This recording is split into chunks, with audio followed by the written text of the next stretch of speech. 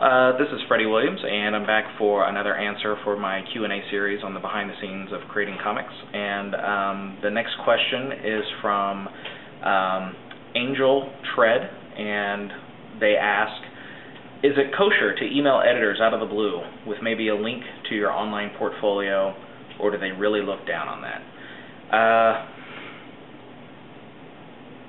I'm not sure if they would look down on it, but it's basically it's unsolicited, submissions, or in some ways it might be seen as a spam email.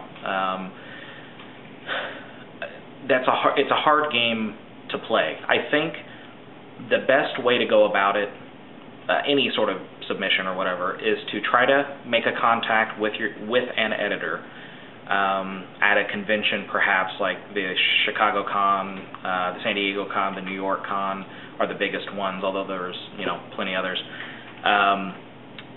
Hopefully get your work in front of them there, and then get their business card or their email address or something, and then start emailing them on a regular basis.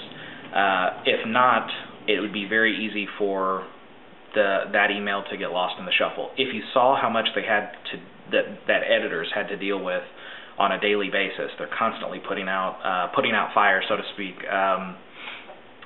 You would know why they might not get back to you at all, or take a long time to get back to you. So I know that when I was trying to break in, I tried to email some editors out of the blue. I never got a response, so maybe that is the answer right there, that I don't know how valid it is. If you decide to email editors, whether both after you've made contact with them, or if you're just doing it just out of the blue, I would suggest that you try to make either way. I would suggest that you try to make that email written directly to them, as opposed to a blank, or not a blank, like a formulated copy-pasted email that sounds like it's going to 10 different editors or something.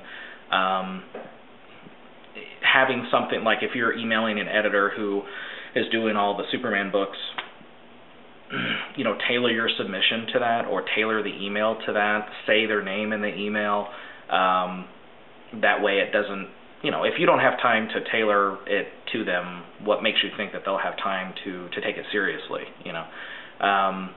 And in any case, when you do email them, try to keep it short. My emails to DC after I'd made my contact and had my FaceTime at San Diego Con in 2005 went something like this. It was like, I said, hello, I'm not trying to be a pest. I just want to stay in the front of your mind because I know how busy you are, and I don't want my work to get lost in the shuffle, or something like that. And then I attached the pages I had done that week. So every week I would email once, so I wasn't hassling, and emailed like the 4 or 5 or 6, however many pages I had done that week.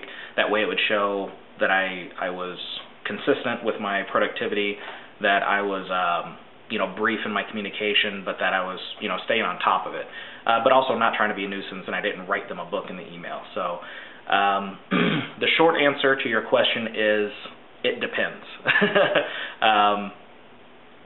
I think if you're emailing a lot of different editors, you can possibly make a bad reputation for yourself. So the best way to go about it is, again, establishing FaceTime at a convention so that they know who you are, and then start following up through emails.